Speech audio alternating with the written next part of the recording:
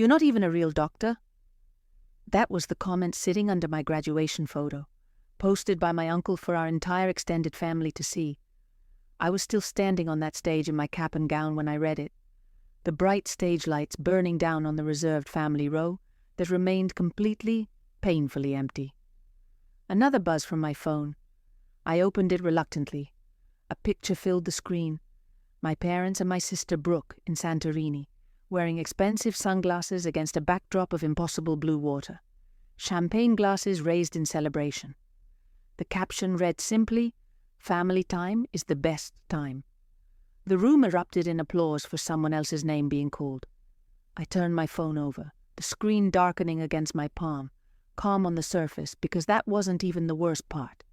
That wasn't what truly told me everything I needed to know about where I stood in my own family. I grew up in a house where silence meant agreement, where unspoken hierarchies were more powerful than any words. My mother, Diane, never said it outright that one daughter was more valuable than the other, but she made the pecking order crystal clear long before I had the language to name it. She wore a floral apron almost every single evening, the same one, faded at the edges from years of washing, the same one she'd tie neatly around her waist before neighbors came over for dinner. And every time someone complimented her daughters, she would smile that practiced smile and say, "Brooke is my beautiful girl. And Helen? Well, she studies hard. It evens things out." I remember standing at the kitchen sink washing dishes when she said it the first time. The bar of soap slid down my wrist and plopped into the soapy water. The plate in my hand stopped midair, suspended between rinse and dry. Brooke giggled from the kitchen island, braiding and unbraiding her long, perfect hair, soaking in the attention like sunlight through a window. My father, Mark, didn't correct anything. He just nodded slowly, as if this arrangement made perfect sense to him. It was always like that. Brooke's recital outfit was always steamed and perfect, laid out days in advance. Mine was hemmed at midnight by me, with clumsy stitches that showed under the stage lights. Brooke's birthday parties were planned for weeks. Themes, decorations, custom cakes. Mine were forgotten until the morning of, celebrated with a leftover cupcake from the back of the fridge, a candle pushed in sideways because it wouldn't stand straight. When cousins visited from out of town, Brooke was ushered forward like a prized trophy, her accomplishments highlighted and celebrated. I was the shadow behind her, the one quietly told to help clean up before the good part started, the part where real family moments happened. In high school, when my acceptance letter to a competitive science program arrived, I opened it at the kitchen table with trembling hands, my heart pounding with pride. Diane skimmed it quickly, barely looking up from her magazine. "That's nice, sweetheart," she said absently. "Make sure you congratulate Brooke." My father looked up from his newspaper. "Her friend invited her to prom this year. A very nice boy from a good family." Mark added, "Good for you, Helen. Keep working hard. It'll pay off for all of us someday." His phrasing, "for all of us," lodged somewhere deep beneath my ribs, like a splinter I couldn't quite reach, even though I couldn't fully explain why it bothered me back then. Then came college, medical school, grueling rotations, and residency. Every month, as soon as I was able, I started sending payments home. Heating bills in winter, emergency roof repairs after storms, Brooke's urgent dental issues that always coincided with her wanting designer handbags. My mother always said thank you in the same tone people used to comment on the weather. Polite, distant, devoid of warmth. My father joked at family gatherings, "Well, we've got our very own doctor in the family now. Good thing, too. Saves us a fortune when retirement comes around." Brooke sent heart emojis and pleading messages when she wanted money, complete silence when she got it. None of them ever asked how many overnight shifts I was covering. None of them asked how long I had gone without proper sleep.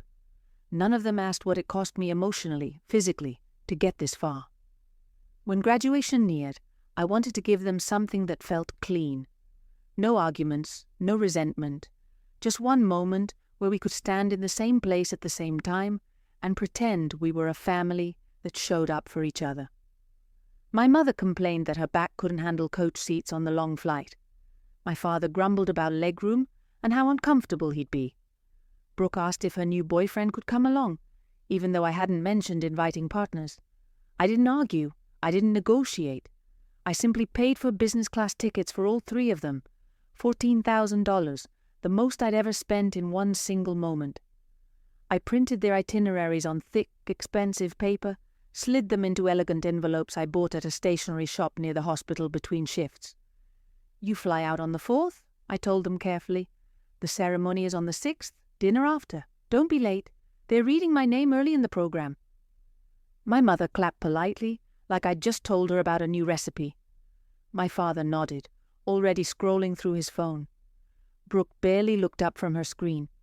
At the time, I took their reactions as normal, predictable, safe. I told myself it didn't matter. But something quiet inside me knew the truth. That was the day I learned exactly where I stood in my own family. Not beside them, not with them, but behind them. Always just out of frame, always supporting but never seen. The morning after the ceremony, my small apartment felt too quiet, too empty. My graduation gown was still draped over the chair where I'd left it, the hood sliding down one side like it was tired of holding its shape, tired of waiting for people who never came. I set my coffee down on the counter, opened my laptop, and clicked through the photos the school had posted online. Rows of families cheering, students pressed between proud parents and siblings, hands resting on shoulders, faces tilted toward the camera with pure joy. Then there was me, standing alone at the edge of the frame, smile steady, eyes searching the crowd for people who were never there. A notification blinked on my phone screen. "Brooke, we're not going to make it. Something came up. Love you." Sent 3 hours before their flight was scheduled to depart. No explanation, no apology, just a casual dismissal of the one day I'd asked them to show up. I scrolled further, my thumb moving automatically. A second notification, a tag. I tapped it hesitantly. The screen filled with blinding sunlight, the kind only found in expensive Mediterranean destinations. Diane, in a flowing white dress that probably cost more than my monthly rent. Mark in crisp linen, looking relaxed and well-rested. Brooke in designer sunglasses, her hair perfectly styled. Behind them, a cliffside chapel perched dramatically over the Aegean Sea. The water stretched cobalt blue as far as the eye could see. They were all smiling so widely, it almost looked rehearsed, like actors in a commercial for the perfect family vacation. Champagne glasses raised in toast. The caption read, "Dreams come true?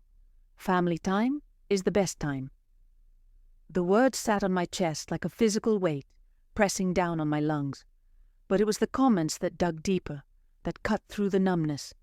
"Greece looks amazing. You all deserve this getaway." And then my Uncle Ray's comment, the one that cut clean through the scroll like a knife. "You're not even a real doctor." 37 likes underneath it. Names I recognized instantly. Aunts, uncles, family friends who had eaten at our dinner table, who had sent me birthday cards growing up, who had promised they were proud of my achievements. I read it again slowly this time, not because I didn't understand the words, but because I understood their meaning too well. It wasn't surprise, it was confirmation. The room stayed perfectly still. Even the hum of my refrigerator felt distant, muffled. I didn't text them. I didn't call. I didn't ask why Santorini mattered more than the one day I had ever asked them to show up for me. Instead, I opened the drawer where I kept my important documents. The degree I'd earned through sleepless nights and relentless studying, the scan I'd saved as proof of my accomplishment, the invoice for the tickets I'd paid for that they never used. I placed the degree down on my coffee table, aligned the edges perfectly, placed the invoice beneath it, straightened the corner with deliberate care. Then, with no anger in my hands, no shaking, I lifted my phone and composed a single email. I attached the degree, I attached the invoice. The subject line read simply, "Since you forgot," and I hit send. 3 hours after I sent that email, my phone began vibrating across my kitchen table. Once, twice, then almost continuously, lighting up with notification after notification. Mom. The screen flashed her name, then again and again. I let it buzz until the sound blended into the ambient hum of my apartment, until it became just background noise. When it finally stopped, I turned the phone face down and opened my laptop instead. The folder was already there from the night before. Family receipts. I hadn't created it out of spite or anger. I'd created it because something inside me needed proof that I hadn't imagined all of it, that the exhaustion in my bones had a source, that the imbalance had a shape I could finally see. I clicked it open. At first, it was just a handful of files.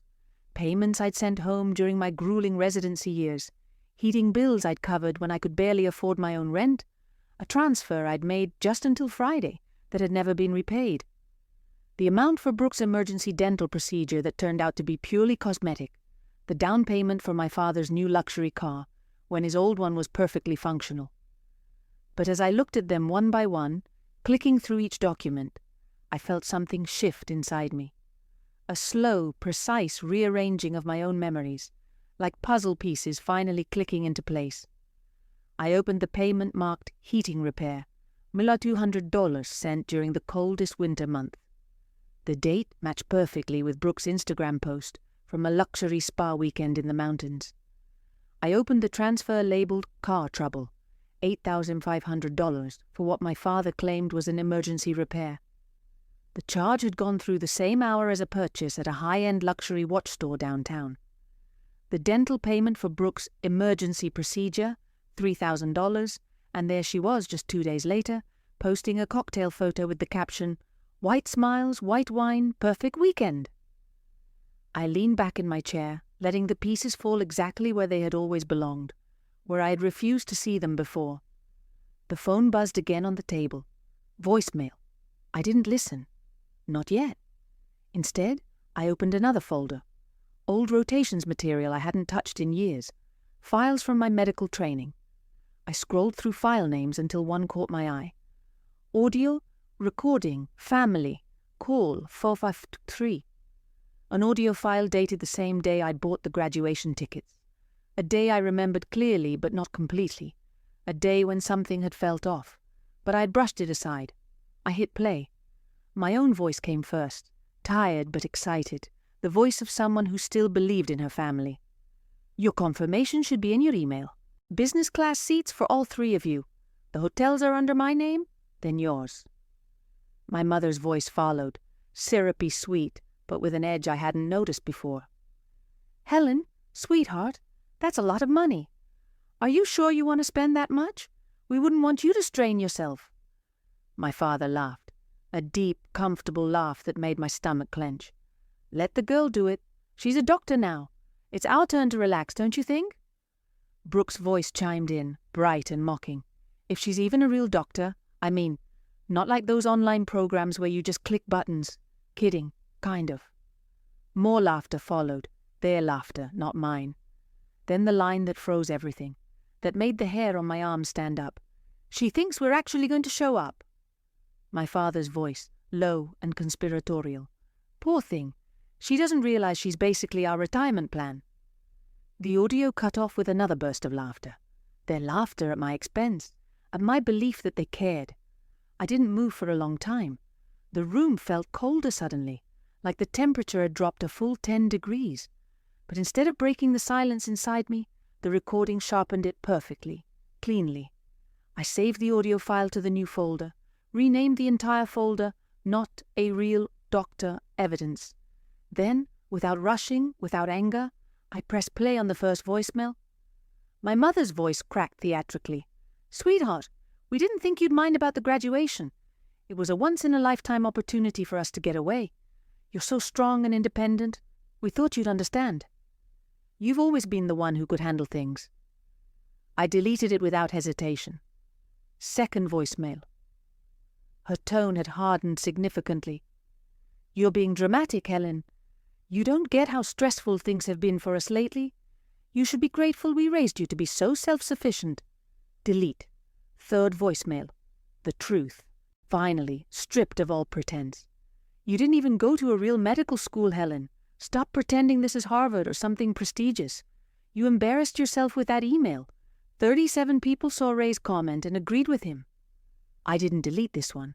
I saved it and dragged it into the folder with the other evidence. Then I opened a blank document and began typing a list with methodical precision. Housing payments, utility bills, credit accounts, payments attached to my name, house papers for Brooke's apartment. The one everyone insisted was the family's gift to her, even though every single bill, every repair, every deposit had come from my account, from my hard-earned salary. I called my lawyer, a quiet woman named Ellis, who had represented several of my medical colleagues. She never asked unnecessary questions, never judged, just listened and acted. "I need to update some responsibilities," I said, my voice steady. She replied immediately, "Tell me where to start."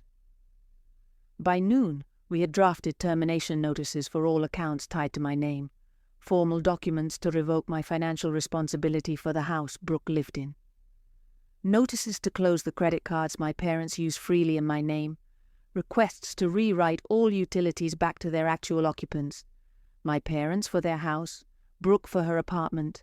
No threats, no anger, just clean lines, signatures, and timestamps that would hold up in court if necessary. After the call, I turned my phone off completely and slid it into a drawer. The apartment fell into a profound silence. I spent the next hour assembling the presentation, not out of malice, but out of precision. A sequence of images that told the truth without commentary, without emotion, just facts. Slide 1. This is what family looks like when you're just the ATM. Slide 2. Payments, bills, transfers, each labeled neatly with dates and amounts. Slide 3. Screenshots of Brooke's social media posts, juxtaposed with her emergency request to me. Slide 4. The Greece photo, overlaid with the row of empty chairs from my graduation ceremony, my name printed on each reserved seat. Slide 5. Uncle Ray's comment in bold letters, "You're not even a real doctor." Slide 6. The audio waveform of their betrayal. I tested the projector, checked the transitions, pressed play on the audio once more.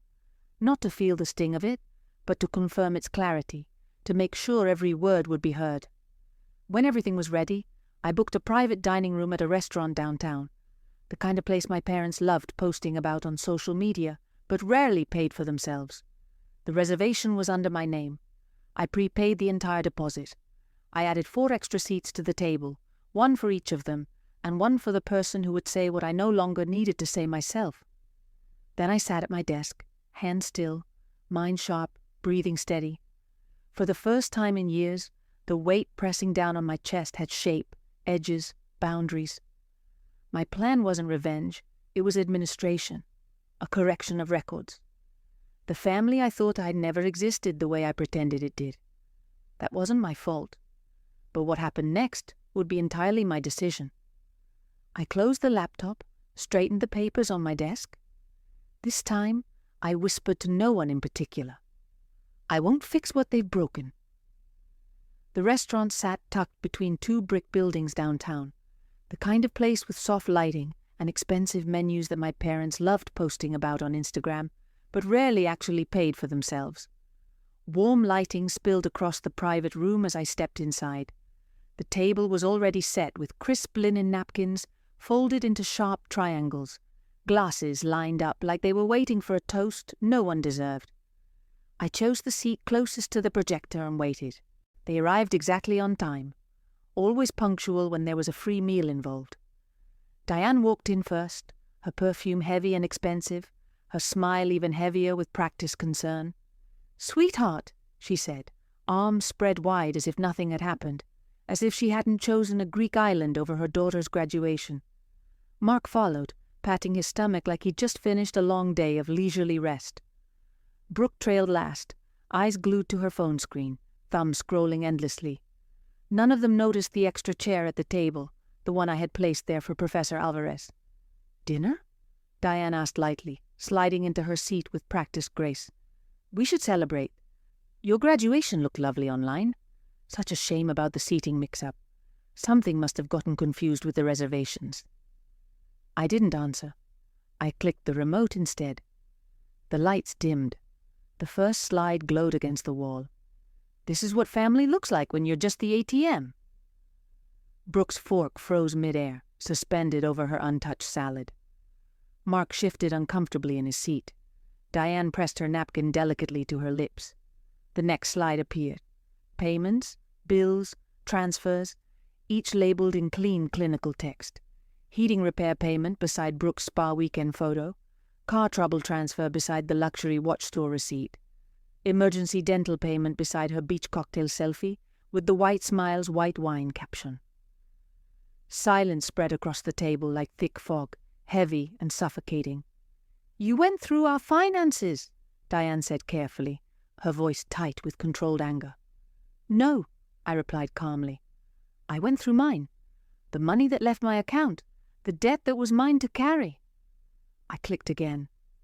The Greece photo filled the wall. White chapel, blue water, champagne glasses raised in celebration.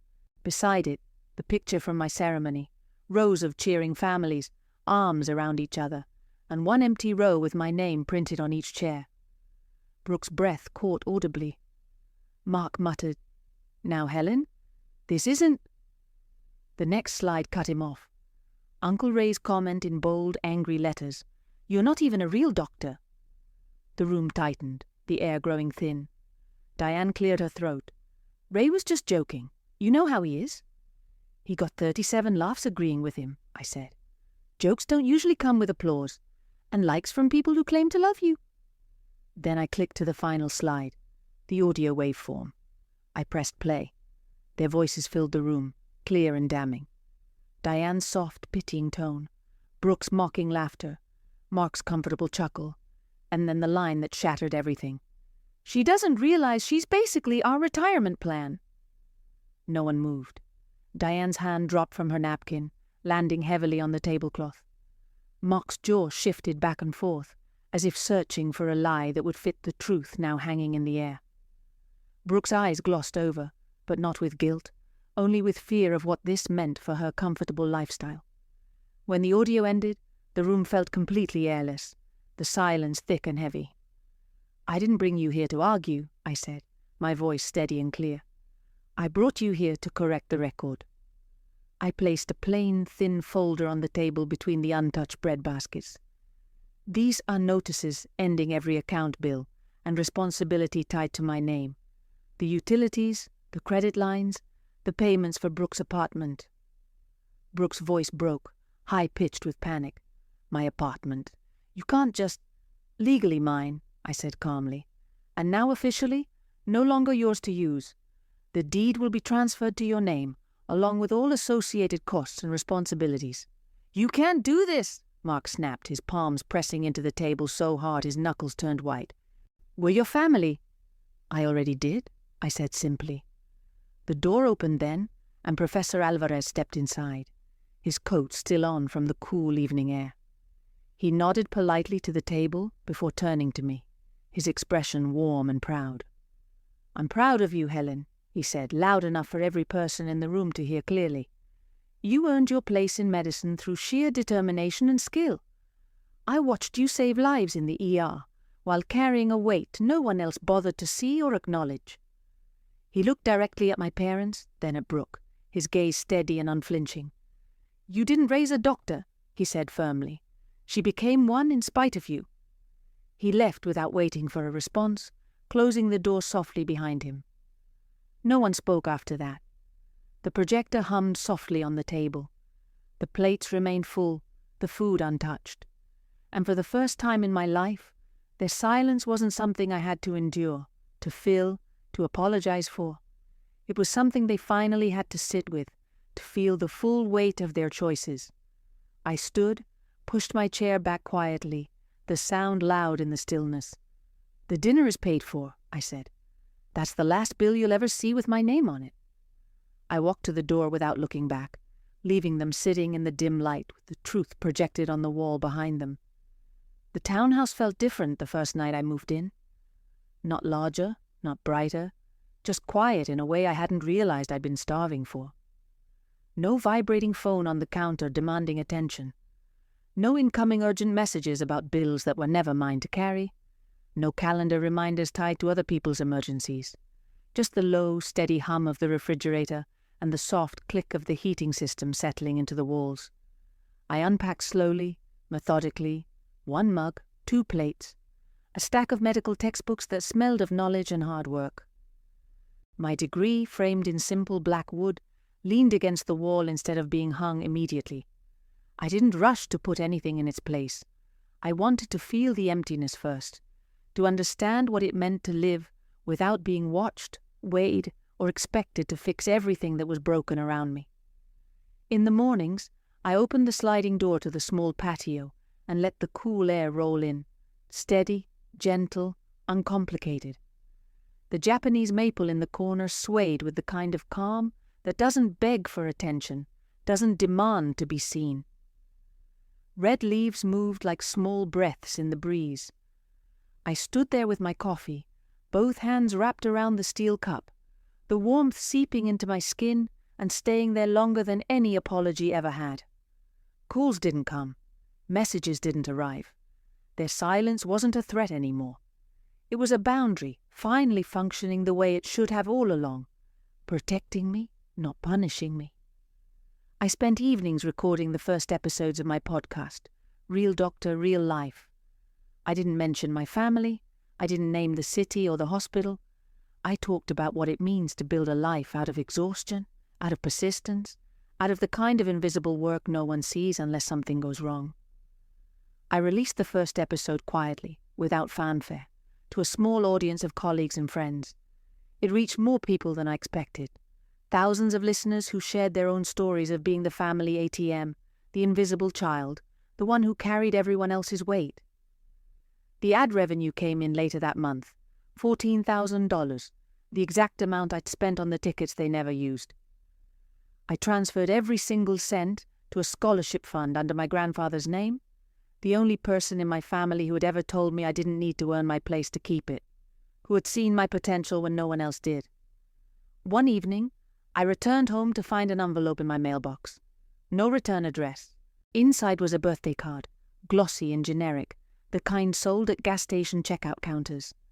2 words written in my mother's familiar handwriting. "We miss you." I carried it to the patio, struck a match, and watched the paper curl into itself as the flame caught, turning the cheap card and those 2 manipulative words into ash. When it was only ash remaining, I closed the sliding door behind me. The sound it made was soft, final, like a chapter closing for good. In the weeks that followed, the quiet stopped feeling unfamiliar. It felt earned. My days found their own rhythm, clinic hours, coffee breaks, the soft rustle of the maple leaves outside my window. I no longer checked for messages that never came. I no longer waited for apologies shaped like demands. The weight I had carried for decades, the weight of their expectations, their disappointments, their financial burdens, no longer lived in my hands. Some boundaries are walls that keep people out. Mine became a doorway, not just closing off what was toxic, but opening up to what was possible. If you want more quiet, powerful stories like this, where truth speaks louder than noise, where boundaries become freedom, subscribe to this channel. New chapters of healing and self-discovery are already being written, one silent boundary at a time.